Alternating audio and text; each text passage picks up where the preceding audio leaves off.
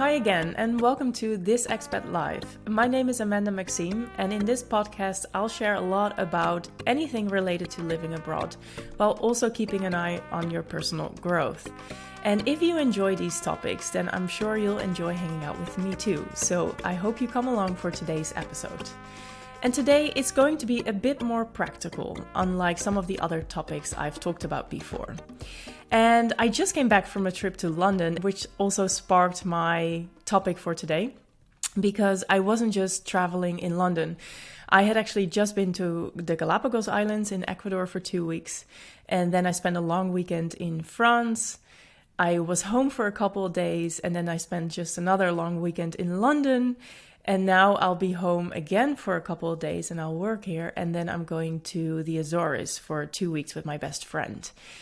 And I realized that all this traveling, well, it's been a while that I traveled so much. And it reminded me a lot of my time in Brazil. When I was a diplomat there, I lived there for 3 years. And I actually share more about this in previous episodes. I traveled a lot. I think on average, every 2-3 weeks, I was on a plane. And I was traveling for work, but also really for private reasons.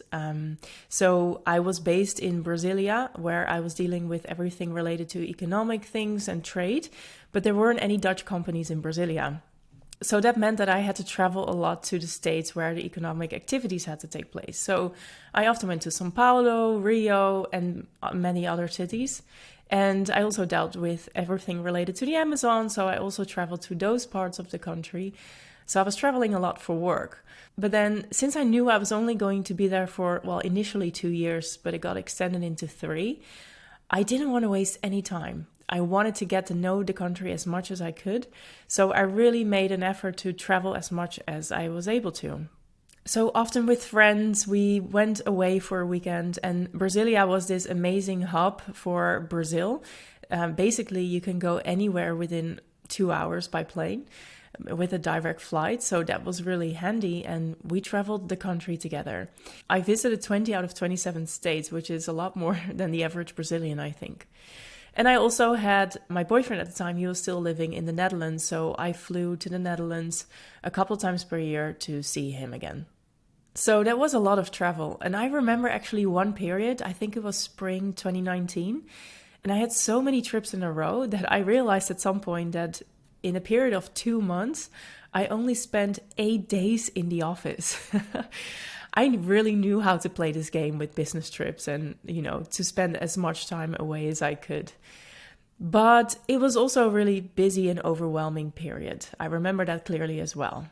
Because if you're always away and if you travel so much, it becomes a lot harder to stay grounded, to stay organized, to keep up with your daily habits. And I definitely fell into a few traps of not keeping up with any of those things. And all the travel also really affected my sleep.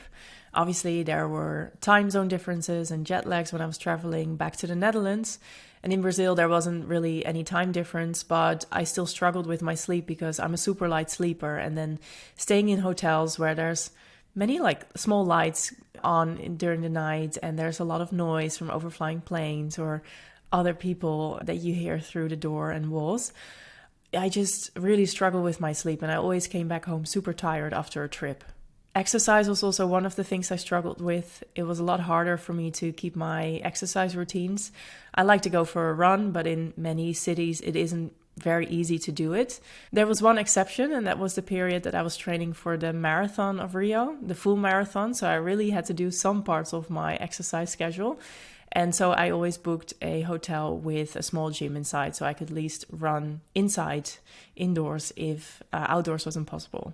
And that's just a part of not being able to keep up with daily habits. But there is an extra element to it, and that is the extra stress and overwhelm that travel generates. I also remember that very clearly. So whenever I have a trip, and this is still the case, by plane, I somehow get a lot of extra stress in my body. So even though I've been flying since I was a baby, I developed a fear of flying when I was about 12 or 13. And it lasted until my early 20s for about 10 years. I was really afraid. I was always crying on the plane. It never really stopped me from traveling anywhere. But it wasn't a fun experience at all. And I eventually grew out of it thanks to my first job in London, for which I just had to travel so much. So, not liking it wasn't even an option anymore. But I just noticed when I was flying to London last week that every time that I have to travel by plane, I get this extra stress in my body. And I didn't have it when I was going to France, which was a trip by car. But then flying to London somehow just feels like a more serious trip. And I was just reflecting on it, and I think it really still has to do with that fear of flying that is somewhat still in my body. So my body just responds to that trigger when I know I'm going on a trip by plane. But okay, that's one part of the stress I'm talking about, but there is a lot of extra stress involved when you are traveling so much because you have to organize things in advance, you have to pack in advance, possibly for multiple trips in a row, you have to take care of things. You are being pulled away from your daily routines. So that brings stress and overwhelm in itself already. But despite all these negative costs, I still so much enjoy being away for a long period of time. Don't get me wrong, I also enjoy being at home, but traveling to me is like the best thing ever. And having so many trips in a row really makes my soul and heart very, very happy. And this period that I'm currently in with all these short trips is actually the first one since my time in Brazil that I have so many travels in a row. So when I moved back after Brazil, it was Corona, so there weren't a lot of trips. And then obviously afterwards I had trips here and there, but never so many in a row. And yeah, being on the road all the time just really reminded me of that period in Brazil. But I also realized that this time I wasn't feeling so stressed and overwhelmed like I did before. So I realized that actually that time in Brazil also taught me a lot how to do so much travel in such a short period of time in the best way possible, in a way that is organized, that keeps you sane and grounded as you go. And nowadays for me, this is even more important than back then in Brazil, because now I'm an entrepreneur. And before, being a diplomat is also a busy job. If you work at an embassy, you need to be available 24/7 if needed. And there were definitely many weekends that I had to work or evenings that I had to put something together for an emergency thing. But still, I was an employee and my tasks were pretty much confined and restricted in a way.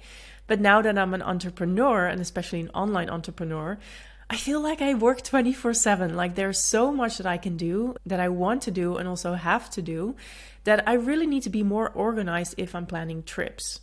There's no one who can take over or who can cover for me. It's really all up to me. And I'm not the best time manager, so this is a real struggle for me. And I really have to organize and prepare things in advance if I want to be able to travel without too much stress. So I have client meetings that need to be scheduled on certain dates. I have online Q&A sessions for Expat Life School, so I need to make sure I have good Wi-Fi as I travel. I need to prepare content in advance, so I'm not busy on holidays making content. So I am now recording this episode while I'm back home in between my trips, and it will come online when I'm traveling in the Azores. So I don't have to worry about that anymore. So those are a lot of things I need to take care of if I want to keep my sanity. And on top of that, I have all the personal things as well, obviously. So my house needs to be organized. I need to have my suitcases ready. Someone needs to take care of the cat. So that's all at once coming, and it just requires a bit of preparation to make sure I'm not completely overwhelmed. And you're probably not an entrepreneur, but as an expat, you probably also travel a lot. And yeah, I know this is not the case for all expats, but most of the expats that I've come to know during my time in Brazil and also through my one-to-one coaching travel quite more than the average. There is your annual trip back home, probably, to visit your friends and family, or to go back to the headquarters if you moved abroad for your job. And probably if you're like me, you also want to explore your host country as much as you can, or Europe if you live in a European city. So you're visiting new places every time a longer weekend or your holidays come up, and at least that's what I did. And I know that most expats that I know travel more now that they live abroad than they did back home. So this is also why I want to share my tips with you, because if you're a person that gets easily overwhelmed or stressed like I do, then these tips can be really useful for you to stay grounded, to stay sane, to stay organized as you travel. So here are 10 practical and quick tips. And the first one is to have all your travel gear ready. So what I have is I have a separate drawer in one of my closets that is full of all my travel items. I've got my passports there, vaccinations, electricity plugs, even travel perfume, a sleep mask, earplugs. I have everything that I need on a trip in that drawer. So that saves a lot of time searching for the right things in my house. And I always have a separate toiletry bag ready. And I actually started this habit when I lived in Brazil, thanks to a tip of a very dear colleague and friend of mine who sadly passed away 2 years ago. And he was always really prepared for an emergency. So he always had emergency bags ready. And I found that a bit over the top, like I didn't really need that, but it got me thinking that a toiletry bag at least would be really practical. It also really saved me a lot of time as I was traveling so much. So up to this day, I still have a second toiletry bag always ready with small bottles with shampoo, etc., some extra makeup, some tissues or whatever I need. And that's really practical because what I find most annoying of traveling is really always transferring all the stuff from my bathroom to the toiletry bag. I don't know why, but I just find it so irritating. So I now have this second toiletry bag ready with most of the things I need, and then I just need to stack some additional items to it. And again, if you travel a lot, even though if it's just for one night, this really saves a lot of time. So think about what you use most on your trips, and it could be toiletry, but also something sports related, and have it ready, store it, or have a separate set available so you can just grab it as you rush out of the door. And the second tip is a bit of an open door, but that is to plan and work ahead. And this is the tip I most need to remind myself of because I am not a planner. I like to do everything last minute, to think about things when it is happening. But this has also caused me a lot of frustration and wasted time. So during one of my recent trips to Indonesia, I hadn't arranged anything before going. I had just booked my first hotel in Java and that was it. And I thought, as always, I'll just sort it as I go. I really also like that kind of traveling. But I was just so tired during that trip and I wasted so much time trying to understand what I wanted to do and where I should go. And I was arranging everything on my small iPhone instead of on a wider screen. And yeah, I really wished during that trip that I had planned it more in advance. But the planning in advance is not just about things that you have to take care of on location. It's also about things that you're leaving behind. So in my case, as an entrepreneur, I really need to think ahead. Like if I want to maintain my consistency with the podcast, with my coachees, with everything else, then I need to plan certain things ahead and also work ahead so it can all be published or organized during my trip. And in the beginning of my business, I wasn't really good at that. It's only something that I've come to learn in the last few months or so. But now I can already see the difference because as I went to the Galapagos, where I had zero signal because I was on a boat for a week, everything continued while I was away. I had an assistant who was taking care of things. I had my podcast coming out. I had sessions booked with my coachees. So everything ran smoothly. And now I really see the benefit of planning and working ahead. So even if you're not the kind of person who enjoys doing that or who is just a very chaotic last minute person, try to do it a little bit more because it will just save you so much hassle while you are on your trip. And my third tip is to write it all down. I have a very chaotic brain. I am all over the place. So writing it down really for me helps me to structure things. And I can get easily overwhelmed if I need to think ahead and I see different temperatures and different occasions with dress codes. I just get so easily stressed and I don't know what to wear that my response usually is to just paralyze and not do anything and then wait for the last moment. So what I do now is in advance, I look at the weather forecast and I write down for each day what I'm going to wear. And this may sound a bit over the top, but it works for me. So if you have a chaotic brain, just like me, write it all down. I have one paper always with a packing list, one paper always with the things that I have to do before my departure, and then one paper with the weather forecast and what I'm going to wear. Now, this is still not perfect because I still overpack, but it really helps me to create a bit more calmness before I leave. And my fourth tip may feel a bit contrary, but that is for everything else, to digitalize as much as you can. So I used to be someone who loved working with a paper calendar because I just love writing things down and also my to-do lists and really seeing it in front of me. But running an online business with coachees in multiple time zones and me traveling as well have really kind of forced me to work with the digital calendar. And now I love it so much. I wouldn't want to have a paper calendar anymore at all. I love that I'm able to access whatever I need directly on my phone. And I have a digital calendar, but I also have digital notes for all the important things of my business. So I have several documents related to my goals, but also to content, to my coachees, and I'm able to access them from wherever in the world. And I still love writing things down on paper, especially all my ideas and plans. But too often it has now happened that I'm in a location without that notebook, and I really wish I had it. So I started working more and more digitally. And it's not just my notes and my calendar, but I also have scans of my travel documents, for example, online, so I can access them whenever I need to. And if you're working with or traveling to different time zones, or you just travel a lot, then I really recommend having as much as you can digitally, because it just saves you a real headache to not search for that piece of paper that you left in some location. And instead you have everything that you need on your phone or on your laptop.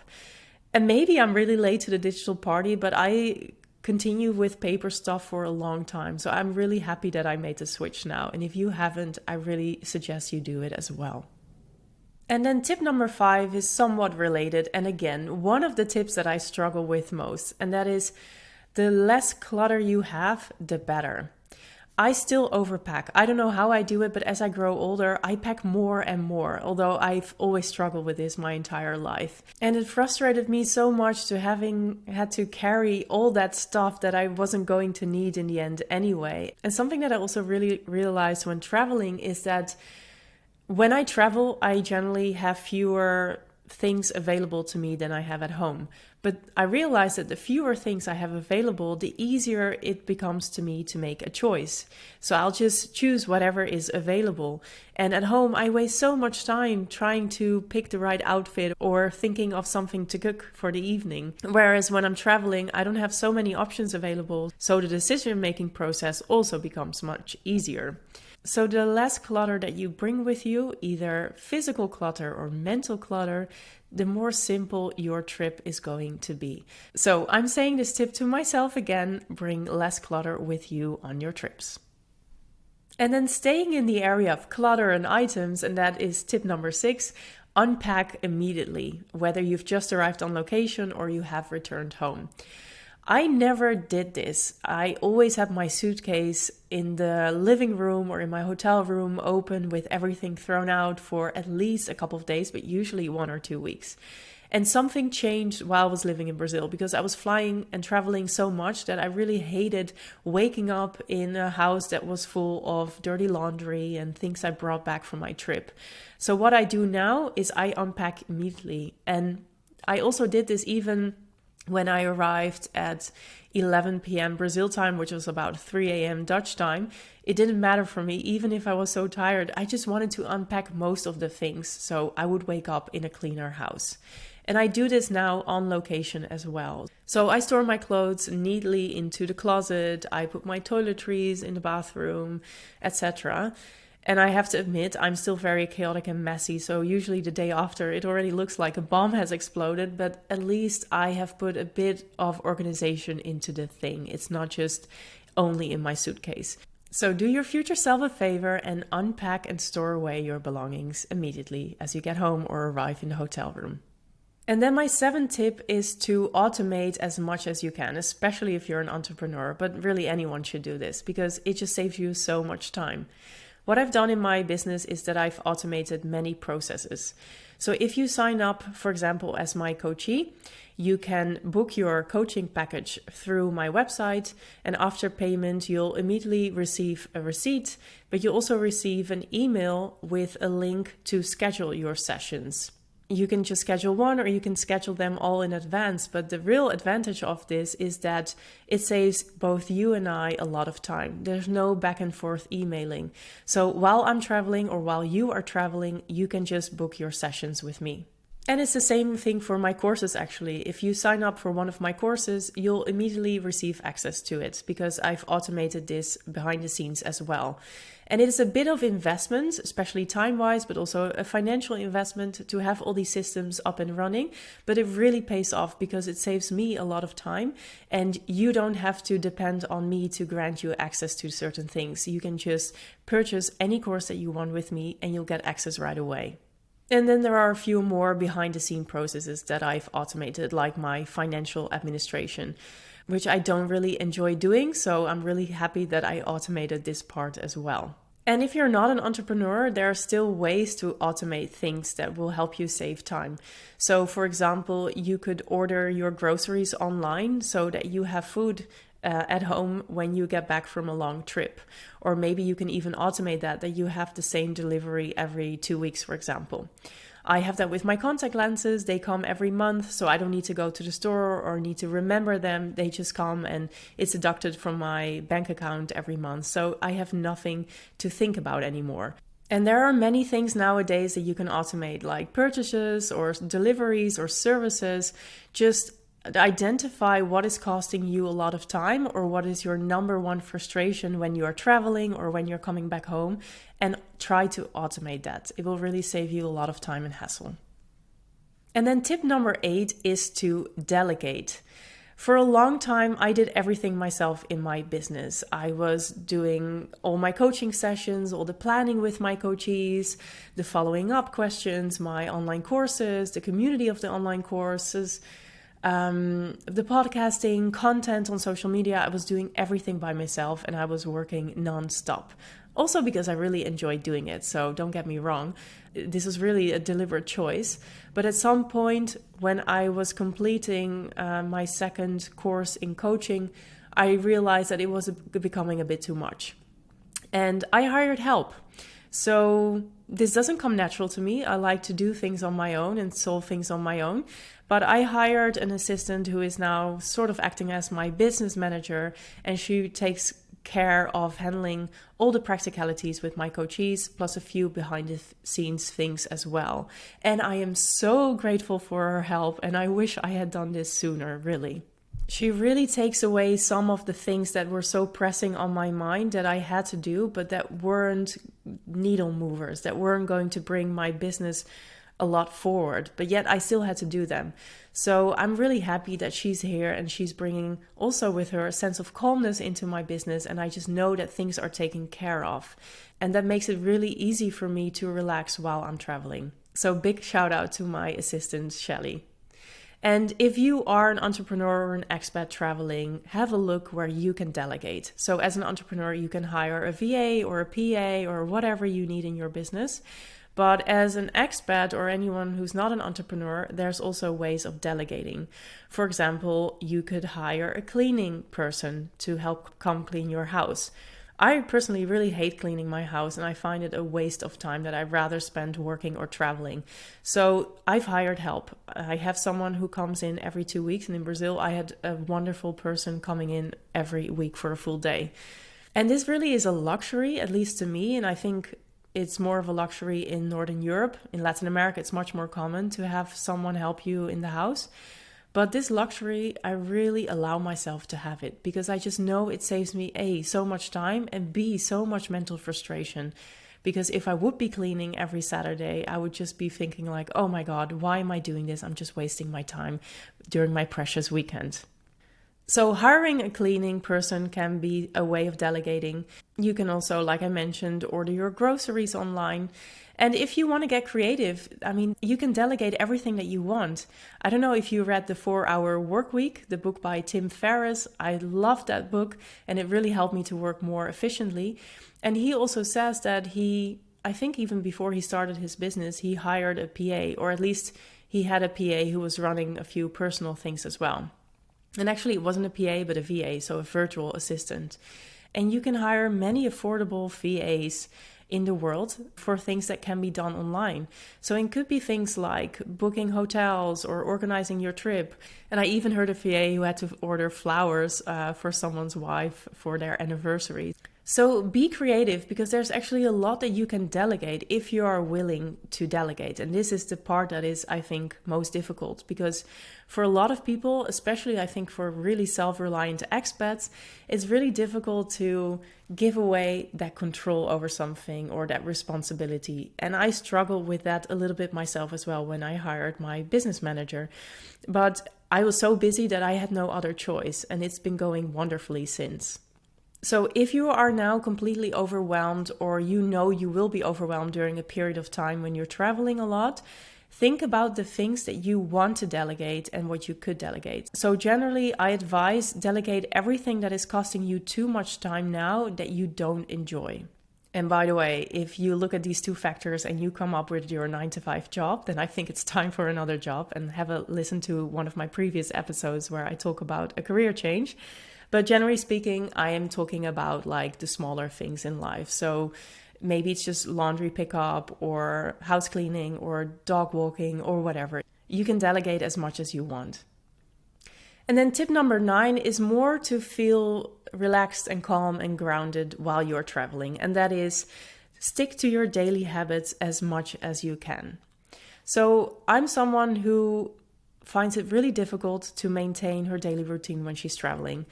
I always feel like when I'm traveling, I can have more French cheese or wine, or I don't need to run or exercise or meditate or whatever, because I feel like I'm on holiday. But if you're traveling a lot for work or just in general, you can't really keep up with that idea of like, it's holiday, so I'm allowed to do whatever.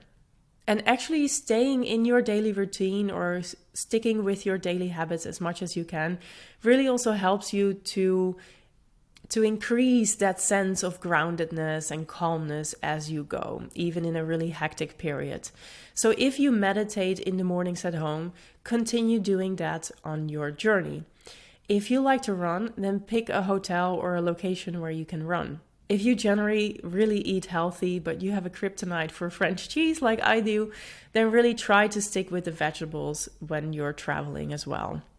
Sticking to your daily habits while you're traveling really helps you to have that more relaxed feeling and not get lost in overwhelm. And I really had this when I was traveling so much back in Brazil. I had to think about my work, my private life, my house, my cats, the logistics of the several trips that I was taking. And it was so easy for me to get lost in that sense of overwhelm. And I continued feeling that overwhelm while I was traveling because there were other trips to think about or work projects coming up when I would return home. So keeping up with your daily habits really allows you to continue feeling that groundedness while you are traveling and while there is so much going on outside of you. But at least you have then that inner stable anchor that you can rely on.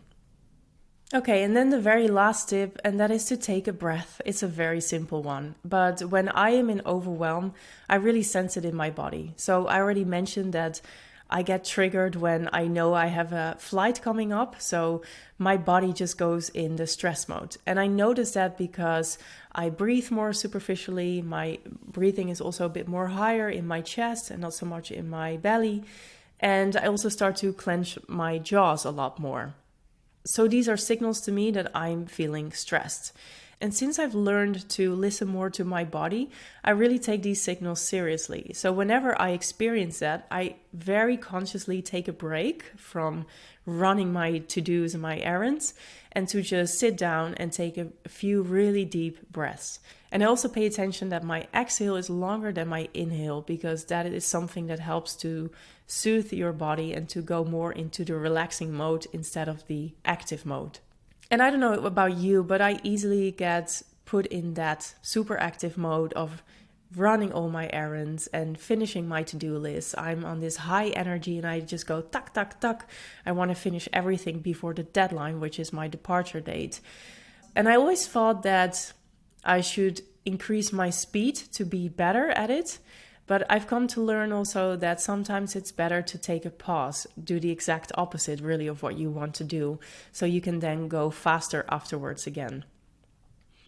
So if you're someone like me who also loves being in that fast speed and going after things to get everything done before the deadline, I really want to invite you to do the opposite and to take a breath. Just sit down instead of running around and meditate a little bit or do some breathing or whatever helps you to calm down. All right, those were my 10 tips for staying sane, organized, energized while you're traveling so much. And I really hope that they were useful to you and that you learned a few new things. And if you like these tips and my way of thinking, then why don't you join my airmail? This is a weekly email that I send out to all my subscribers. And I always talk about everything related to expat life and personal development. And I always include practical tips like these ones. I've included the link in the show notes so you can sign up. And by the way, while you're looking at the show notes, I would love it if you could leave a review for my podcast. Having positive reviews really helps me to grow this podcast and to reach more expats and globetrotters like yourself, so we can create a big community of like-minded people across the globe. And if you want to share something personally, something that resonated, or maybe you have a tip for me about this topic, or maybe you have a suggestion for another topic for another episode, you can also reach me directly. And you can always send me an Instagram message or LinkedIn message or an email. I'm basically everywhere. But I always love hearing from people who are listening to my content. So please don't feel shy and reach out to me whenever you want. That's it for now. I hope you really enjoy your day wherever you are, and I look forward to seeing you again next time on This Expat Life.